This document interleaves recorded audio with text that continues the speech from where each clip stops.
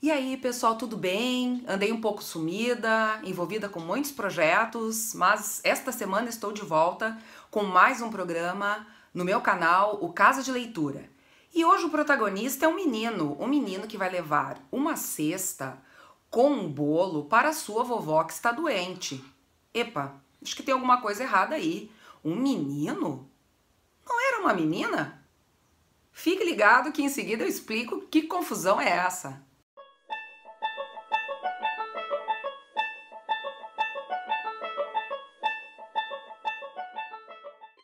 E aí, pessoal, tudo bem? O meu nome é Cláudia e este é o meu canal, o Casa de Leitura. E você que está chegando aqui pela primeira vez, hoje vai conhecer um livro que eu adoro, que é de um escritor ilustrador, principalmente ilustrador, maravilhoso, que se chama Anthony Brown. Eu já falei sobre ele aqui, ele é um escritor premiadíssimo, recebeu vários prêmios importantes, inclusive o Hans Christian Andersen, pelo conjunto de sua obra. E o livro de hoje é esse aqui, ó, Na Floresta. Vejam que já a capa chama atenção.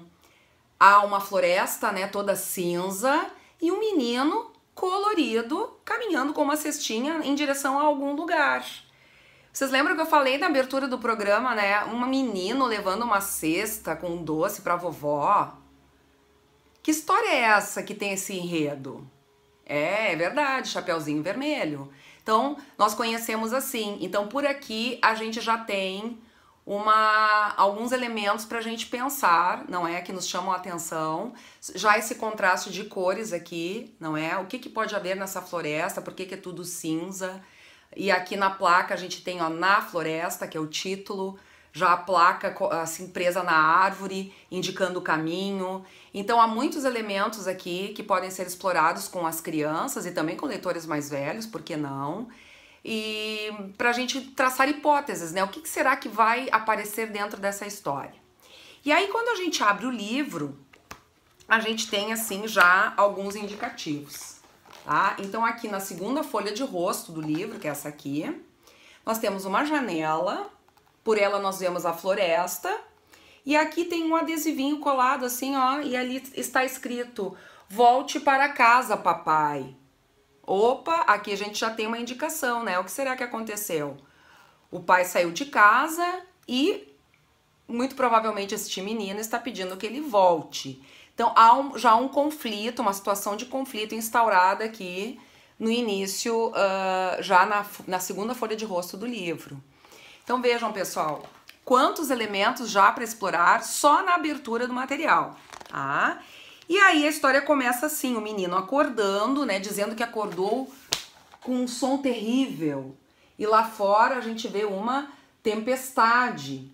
E vejam que aqui, ó, no chão há um soldadinho sem uma perna, que de certa forma já pode estar remetendo a um outro personagem dos contos de fada que nós conhecemos, que é o soldadinho de chumbo.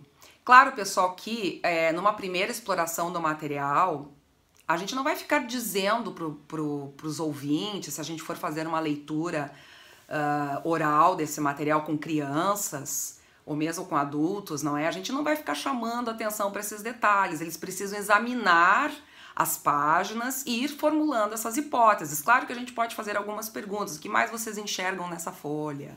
Né? O que chamou a atenção de vocês?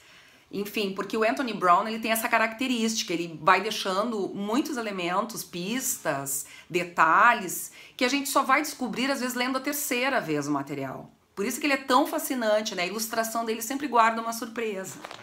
E aí, na sequência do livro, a gente descobre, não é, que o pai saiu de casa, a mãe está com uma expressão, assim, meio triste, o menino quer saber quando o pai volta e a mãe diz que não sabe. E aí também, né, o que será que aconteceu com esse pai? Então são perguntas que a gente pode ir fazendo para ir conduzindo a narrativa. E na sequência a mãe então pede para o menino levar um bolo para a avó que está doente e diz o seguinte: só não vai pelo caminho mais longo, aliás, o caminho mais curto, que é o da floresta. Ela não diz por quê, mas o menino resolve: olha, eu vou pegar esse caminho, porque eu quero chegar logo na casa da vovó. Isso ele pensando, né? Azar. E desobedece a mãe. Então vejam que aqui está a mãe, né? Aparece a cena, a mãe dando a cestinha ali. E dando a recomendação que, embora o caminho seja mais curto, que ele não pegue a floresta. Então vejam, todos os elementos que remetem à história de Chapeuzinho Vermelho. E aí o menino resolve então ir pelo caminho mais curto, porém o que não era recomendado, que é o da floresta.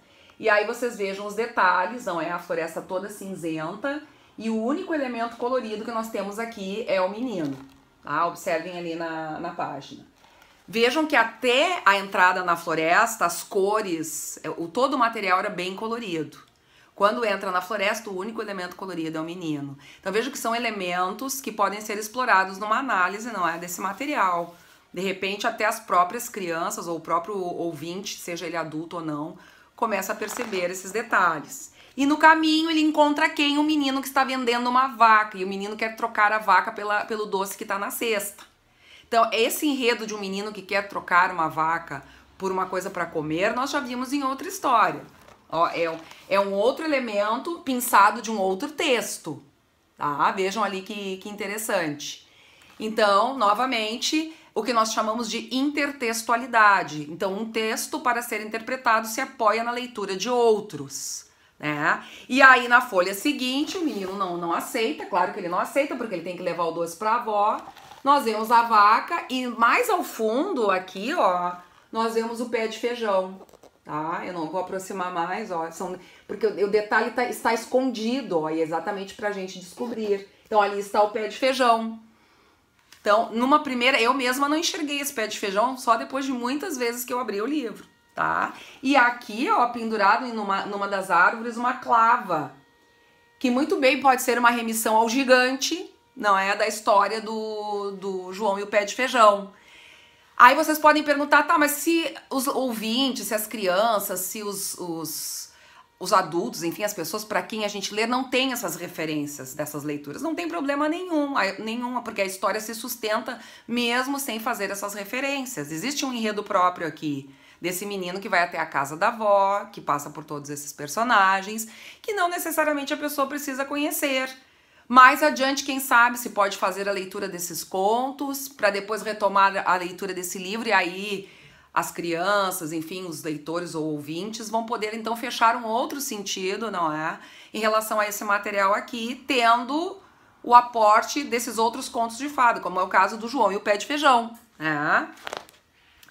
E aí ele vai encontrando outros personagens ao longo do texto, né? Aqui, por exemplo, ele encontra duas crianças que estavam esperando os pais lenhadores voltarem, é isso que elas dizem. Elas perguntam para o menino se ele havia visto os pais. E aí a gente vê então elementos aqui, pessoal, ó, que remetem a João e Maria. Então, por exemplo, aqui está o machado do lenhador, ó, escondido na árvore. O João e a Maria são representados por esses meninos, né? A gente vê também aqui na ilustração, mais ao fundo, a casa de doces da vovó. Da vovó não, da bruxa, né? E aqui a cena em que o João fica preso na gaiola, não é? Porque a bruxa quer, ó, papá-lo, tá? Então olha quantos elementos dos contos de fada aparecem aqui, né? De outras histórias. E no final, né, quase se aproximando ao final, o menino encontra um casaquinho vermelho, ele está morrendo de frio, e ele resolve vestir esse casaco. E sente muito medo, ele tem que chegar logo na casa da avó. E aí, espalhado por todo o cenário, nós vamos achar elementos de outros contos de fada, ó, a Roca, da Bela Adormecida, o sapatinho, do sapatinho de cristal, a abóbora, lá no fundo há um príncipe, ó. Então, vários elementos de outros contos de fada. Eu não vou contar o resto da história, porque eu já me alonguei. Mas assim, ó, super recomendo esse livro do Anthony Brown, um livro fascinante, em que nós podemos explorar o poder da imagem no sentido de transmitir diferentes significações diversas, no sentido de apoiar o enredo central, no sentido de construir novos sentidos, de tornar o texto mais rico e fascinante. Então fica aqui a dica e eu espero que vocês tenham gostado. E até o próximo caso de leitura. Basta abrir um livro e se entregar à imaginação.